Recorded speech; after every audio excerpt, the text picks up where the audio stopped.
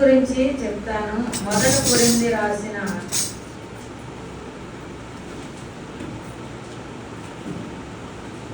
మొదటి కొరింథీ రాసిన 2వ అధ్యాయము 16వ వచనం. మనసుని ఎరిగి ఆయనకు బోధింపగలవాడెవడు? మనమైతే క్రీస్తు మనసు కలిగిన వారు. ప్రభువు మనసుని ఎరిగి ఆయన బోధింపగలవాడు ఎవరు? దేవుడు మనసులో నువ్వు ఉండవలసినవన్నీ నువ్వు ఎరగలవా? దేవుడు మనసులో ఇది ఉందని నువ్వు చెప్పగలవా? చెప్పలేము. దేవుడి కన్నా మానవులు ఎప్పుడు కూడా తక్కువ వారమే. మన మనసులో ఏముందో దేవుడు తెలుసు, కానీ దేవుడు మనసులో ఏముందనేది మనకు తెలియదండి. మనం ఎవరు మనసు కలిగి ఉన్నాము? మనమైతే క్రీస్తు మనసు కలిగి వారమే ఉన్నాం.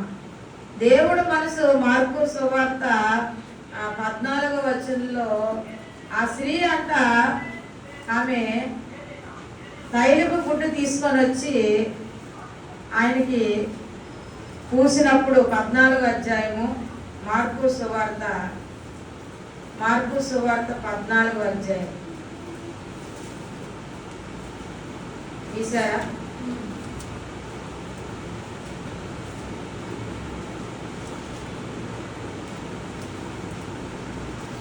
3వ వచనం నుంచి చదవండి.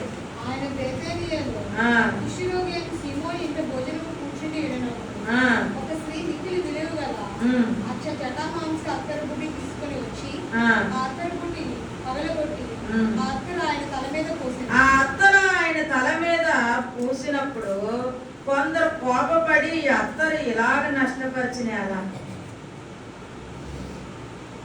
ఈ అత్తలకి కొన్ని డబ్బులు వస్తాయి కదా, బేదలకు ఇవ్వచ్చు కదా. ఏమంటున్నారు? బేదల మీద ప్రేమ కలిగినట్టు కాదండోయ్. డబ్బు సంచి తన దగ్గర ఉంది కాబట్టి ఇస్కరియోతు నోట్లో మనసులోనే సొనుక్కుంటున్నాడట. అయ్యో, ఈ అత్తరిని నష్టపరిచేస్తుంది. అప్పుడు యేసుప్రభు అంటున్నాడు, ఇస్కరియోతు మనసును గ్రహించాడట.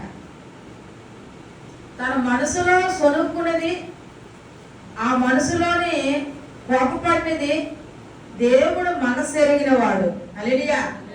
తెలుసుకొని అంటున్నాడు, ఈ స్త్రీ జోలికి మీరు రాకండి, ఇది నష్టమని మీరు వెంచకండి. నా భూస్థాపన నిమిత్తంగా ముందుగా ఈమె నా కొరకు అర్పించింది. అందుకే అంటున్నాడు ఇక్కడ మన చదివిన లేఖనంలో, ప్రభు మనసుని ఎరిగి ఆయనకు బోధించగలవాడు ఎవరు? దేవుడు మనసులో ఉన్నదే నువ్వేమైనా చెప్పగలవా?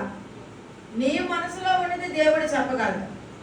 ఇక్కడ స్త్రీ విషయంలో ఆమె అత్తర గుడ్డిని నష్టపరిచిందని సొనుక్కునేది దేవుడు తెలిసిపోయింది. దేవుడు హృదయంలో ఉన్నది మనం తెలుసుకోలేమండి. దేవుడు ఎంతైనా గొప్ప దేవుడు, అన్ని నామముల కన్నా పైనామ గల దేవుడు. ఆయనకు అసాధ్యమైన దేవుడు లేదు. మనం మనసులో పై రూపాన్ని చూస్తాం, కానీ దేవుడు అంతరంగా ఎరిగిన వాడంట. అందుకే ఇస్కరియోతు మనసులో ఉండేది ఆయన తెలుసుకున్నాడంట. ఆయన సిలువకు అప్పగించే ముందు ఒక విడుదల తీసుకున్నప్పుడు కూడా, మీలో నన్ను ఒకడు అప్పగింపబోచున్నాడు అన్నప్పుడు, నేను ప్రభువా, నేను కాదు ప్రభు అంటాడు ఇస్కరియోతు. యోధా, నీకు తెలియదా? కానీ హల్లెలూయా, దేవుడు మనసు అలా ఉందండి. మన మనసు దేవుడిని ప్రశ్నించే మనసు కాదండి. మన మనసు అంతా కూడా పైనున్న రూపాన్ని చూస్తాం, కానీ అంతరంగాన్ని మనం వెరగలేము, చూడలేము. మన అంతరంగంలో ఉన్న స్వభావమును ఎరిగినవాడంట. అందుకే మనం ఎవరు మనసు కలిగి, మనమైతే క్రీస్తు మనసు కలిగి వారమే. దేవుడు మనసు మనకుంది, కానీ దేవుడిని ప్రశ్నించే మనసు మన దగ్గర లేదంట. దేవుడికి సమస్తము సాధ్యమంట. నువ్వు కూర్చుండడా, నువ్వు లేచుడా, నువ్వు పండుకొనుడా ఆయన సమస్తము తెలుసంట. నీకు తలంప పుట్టక ముందే నీ మనస్సును ఎరిగినవాడంట.